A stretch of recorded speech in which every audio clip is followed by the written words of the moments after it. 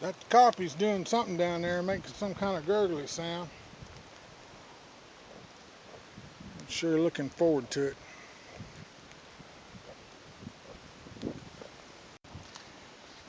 Look there, Mike, that smoke's getting me too. Coming right at me. Like I said, I don't know exactly how many subscribers I got. Uh, Whether I keep count or not, you guys are very important to me. I mean, it's kind of hard to describe. I'm not even in the same boat that most of you guys are. I work nights, and while I am off during the day, normal human beings are working, and so I'm kind of a loner out here in the woods. And when I'm sleeping, you know, people are working. When I'm working, people are asleep. So the YouTube community is very important to me. That's going to be some good coffee right there, by golly. Good coffee. I'm going to let that cool for a second. Yeah, the YouTube community is very important to me because, I mean, I have friends and everything, but when I'm most active, when I'm interactive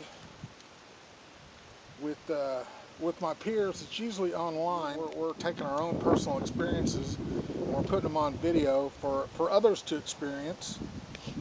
And and I spend the majority of my time on 5 or 6 channels because I just can't get enough of what they're teaching me.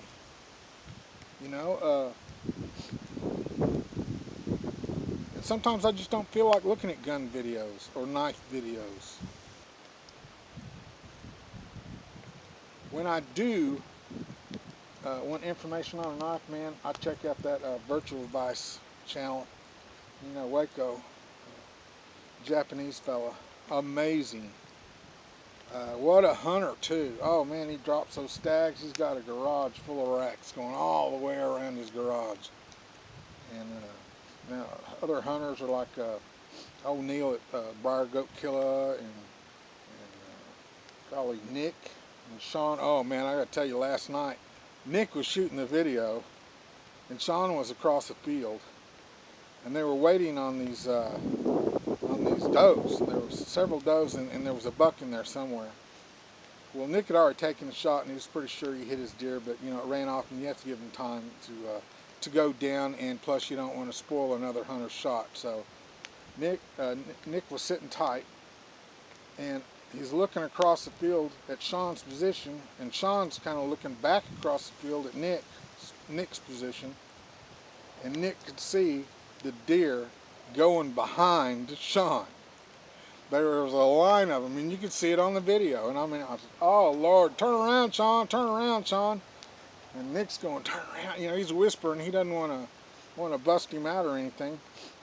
And I was just, man, I was on the edge of my seat. I'm, turn around, Sean. And finally he did. I guess he saw one of them, and he nailed the biggest dang doe you ever saw. 250 pounds easy. Easy. It's huge. Huge doe. I haven't seen one like that down here in Oklahoma ever. It was a monster doe. But I was really happy for him, and I'm telling you what, that video, that's on a whitetail bushcraft, by the way. And those guys are some hunting son of a guns right there. I was really happy that Sean got that doe. That was something. But it had me right on the edge of my seat the whole time. I felt like I was there. I'm sitting there watching it. You know, I'm right there with Nick and Sean. I'm rooting Sean on, and it was really something. You guys check that video out.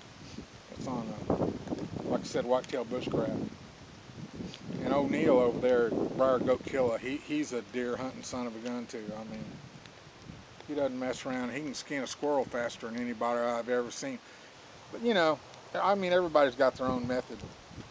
But you know, there's guys that make a cut, you know, right above the anus, step on the tail, grab those legs and pull up, and that squirrel is naked. Uh, Neil doesn't do it like that. He scrapes the hair off the middle of the back. He makes a cut across the back, gets his fingers underneath the skin, and rips both ways. And that squirrel is naked. And he's got it gutted and over a fire in a few minutes. Ain't none of that dressing it out stuff.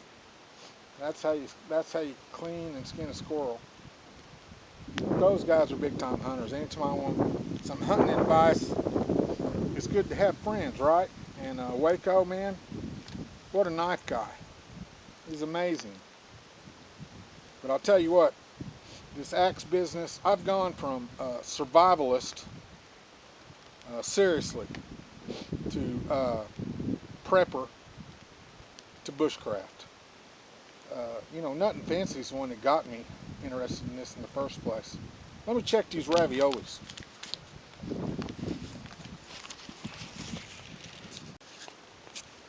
They're getting there, boys. No doubt about it. It's gonna be good.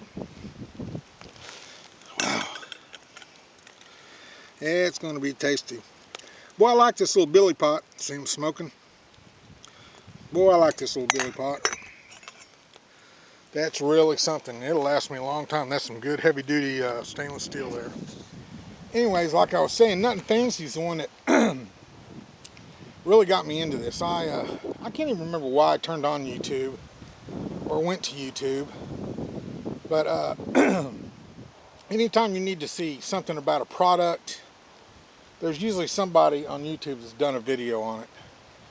And I was probably doing something like that, doing some kind of research before I actually paid for something. And I ran into Nothing Fancy's channel, and dude, I'm a TNP'er.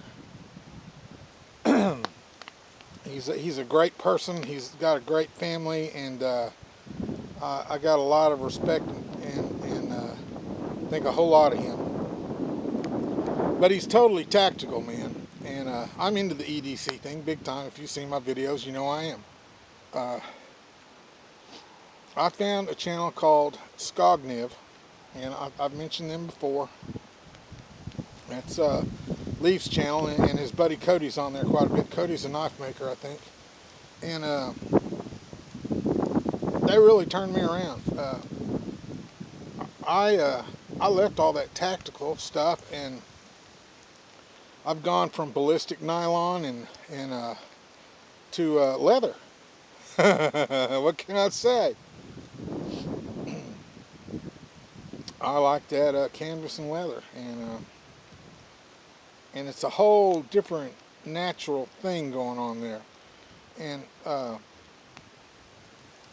you got Sepp at Valdenwerk. I hope I said that right. Valdenwerk.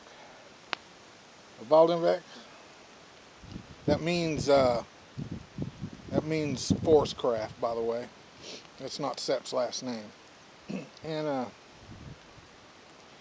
he's amazing. What a guy. I mean, he's very bold, and he takes a risk for the sake of the adventure. And he's just the nicest human being you ever want to meet. He's over there in Germany, by the way. He's south of Munich. And what a great guy. I mean, I love his channel. It is just beautiful over there. I mean, you're talking the Austrian Alps and all that.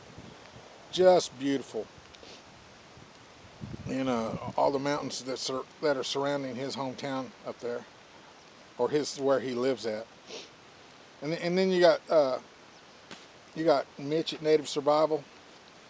The dude walks around and can show you what to eat right off the tree, and when to eat it, and when it's good and when it's bad, and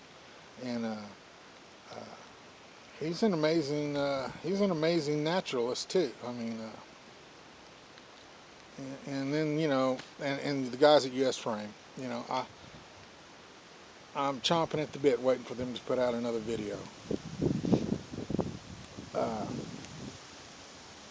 They dehydrate food and package it up, and then they rehydrate it in the field, and it's cool. I mean, I'm really not into that kind of thing. I just like them as people, and they're just a great couple of guys, a father and son, and they're very cool. So that's where I spend most of my time. I've named off several channels here, and I spend a lot of my time on those channels. But those channels are teaching me something. I mean, I really learn something. I get something out of it every time. I see things that I didn't see before, and I'm really grateful that I found YouTube and that I found these channels and these people that are on these channels.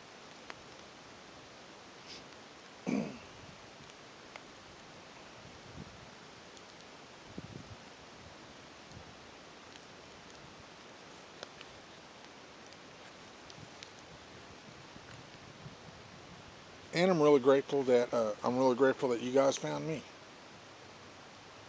I'm really grateful for every single subscriber I have. Like I said, it's not a numbers thing to me. I don't have anything to prove to anybody, and I'm just glad that somebody likes the videos that I make. Because like I said, all it is people sharing. And I'm just sharing my experiences. I'm not an expert, man. I'm learning, okay?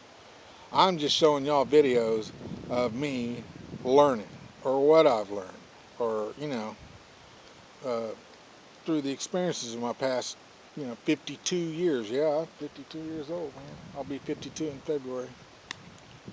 So,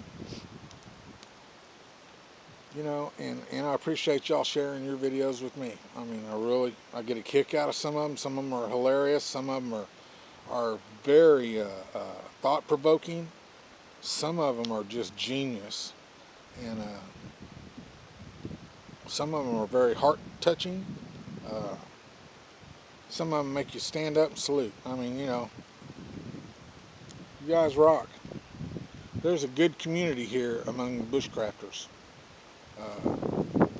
And I say that I'm also talking about the people that are into survival and the people that are into tactical gear and running and gunning. This is all kind of a community, but I especially uh, point to people like Mike and Josie Barton. I mean,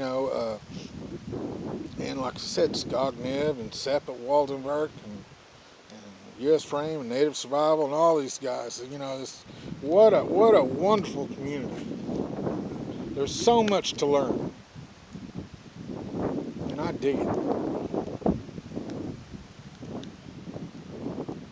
This is where I feel most at home at.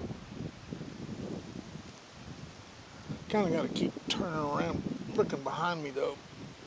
I don't want a mountain lion sneaking up on me, making a snack out of me before I get to these raviolis, which is what I'm fixing to do right now.